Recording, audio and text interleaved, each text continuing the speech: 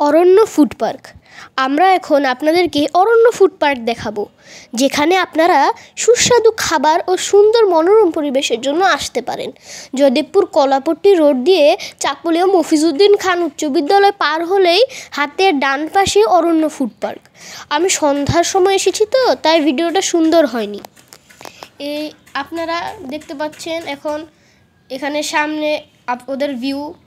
এই যে হাতের বাম পাশে ছবি তোলার জায়গা, যে দেখুন কত সুন্দর লাগছে।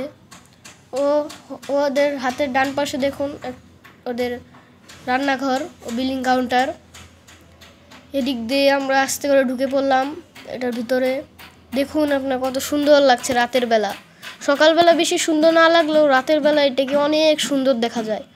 দেখুন আপনারা আম গাছের গোড়াটা কত ঝলমল ঝলমল করছে।